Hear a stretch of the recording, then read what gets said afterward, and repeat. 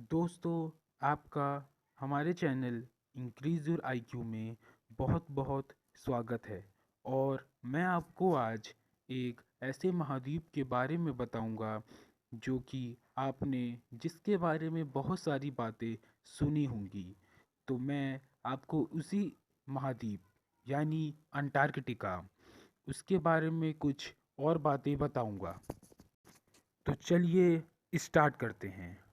Antarctica, जो कि आप लोग जानते ही हैं, दक्षिणी गोलार्ध में स्थित है। यह विश्व का पांचवा सबसे बड़ा महाद्वीप है। यह लगभग 1 करोड़ 33 लाख किलोमीटर में फैला हुआ है। और आपको जानकर हैरानी होगी कि यह इतना ठंडा है कि यहाँ पर कोई जनजीवन नहीं रह सकता। और इसका 100% में से 98% भाग 2 से कम 5 किलोमीटर मोटी बर्फ की परत से हमेशा ढका ही रहता है।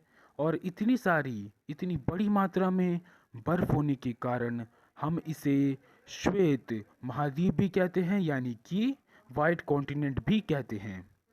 और आपको यह भी जानकर हैरानी होगी कि जब भी यहाँ पर गर्मी पड़ती है तो इसका 98% में से सिर्फ 2% भाग ही जो हिस्सा है वही सिर्फ पिघलता है। यह जो अंटार्कटिका है, यह यहाँ पर अक्टूबर से फरवरी तक के महीने में जो दिन होते हैं वो बहुत बड़े हो जाते हैं। और मार्च से सितंबर तक के महीने में यहाँ की रातें बड़ी हो जाती हैं। और जैसे कि मैंने आपको बताया था कि यहाँ पर अंटार्कटिका पर मार्च से सितंबर तक के महीने में रात्रि जो हैं वो बड़ी हो जाती हैं। और इन बड़ी रात्रियों में जो बर्फ़ है उसकी प्रचुरता के कारण सर्दियों के समय इस महाद्वीप को कुछ अलग ही प्रतीत होता है हमें। इसीलिए गर्मी तथा सर्दी में अलग अलग आकार होने के कारण ही हम इसको गतिशील महाद्वीप भी कहते हैं। विश्व का लगभग 70% स्वच्छ जल यानी साफ पानी अंटार्कटिका पर ही पाया जाता है। एम्ब्रोस यहाँ का एकमात्र सक्रिय ज्वालामुखी है। इसी तरह इसका पालमर ऐसा क्षेत्र है जो बर्फ से कुछ हद तक मुक्त रहता है। लाइकेन तथा मॉस यहाँ की कुछ वनस्पति प्रजातियाँ हैं। पेंगुइन, समुद्री पक्षी, सील तथा ब्लू व्हेल यहाँ बहुत मिलते हैं।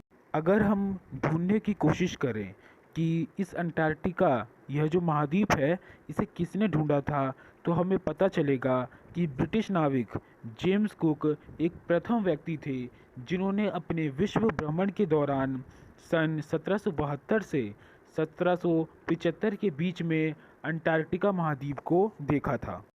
लेकिन अंटार्कटिका पर पहला कदम नॉर्वे के एजे वुल ने रखा था। ब्रिटिश अभियान दल के नेता रॉबर्ट फेकन ने 17 जनवरी 1912 को अंटार्कटिका पर ब्रिटिश ध्वज फहराया। और 1929 में अमेरिका के एडमिरल बर्ड अंटार्कटिका की हवाई यात्रा करने वाले प्रथम व्यक्ति बने। अंटार्कटिका पर प्रादेशिक दावों को लेकर विभिन्न राष्ट्रों में संघर्ष की संभावना थी। इसीलिए महाद्वीप को तनाव से मुक्त रखने के लिए दिसंबर 1959 में वॉशिंगटन में एक अंतर्राष्ट्रीय संधि हुई जिस पर 12 देशों ने अपनी मंजूरी दी।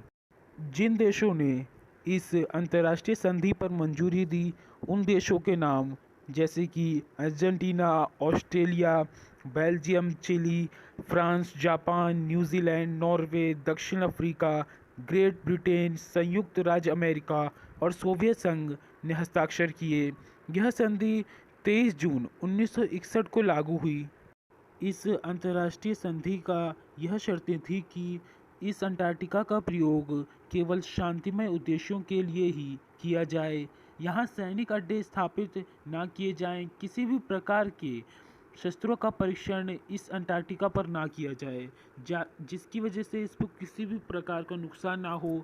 यहाँ पर विश्व के सभी देशों के नागरिकों को शांतिपूर्ण वैज्ञानिक परीक्षण करने की स्वतंत्रता दे। भारत के डॉक्टर जी एस सिरोही पहले भारतीय थे जो अंटार्कटिका पहुँचे। वे 1967 में अमेरिकी वैज्ञानिक अभियान दल के एक सदस्य के रूप में गए थे। उस समय महाद्वीप के एक स्थल का नाम सिरोही स्थल रखा गया। भारत का प्रथम अंटार्कटिका अभियान दल डॉक्टर एस.जेड. कासिम के नेतृत्व में 6 दिसंबर 1981 को गोवा बंदरगाह से नॉर्वे के जहाज पोलार सर्किल से रवाना होकर 9 जनवरी 1982 को अंटार्कटिका पहुंचा। इस दल ने एक झील का पता लगाया, एक मानव रहित शोध केंद्र की स्थापना की। इसके अलावा जल के नीचे 3,500 मीटर ऊंचे पर्वत की खोज की, जिसका नाम भारतीय प्रधानमंत्री श्रीमती इंदिरा गांधी के नाम पर इंदिरा माउंट रखा गया। तीसरा अभियान दल गोवा के मार्मागोवा बंदरगाह से फिनलैंड के जहाज फिनपोलरिस से 27 दिसंबर 1983 को अंटार्कटिका पर पहुंचा। इस अभियान दल में सबसे पहले 2 महिलाएं डॉक्टर अदिति पंत और डॉक्टर सुधीरित सेनगुप्त शामिल हुईं। आज के वीडियो में सिर्फ इतना ही। अब अगली बार हम किसी और नए विषय को लेकर मिलेंगे। तब तक के लिए गुड बाय।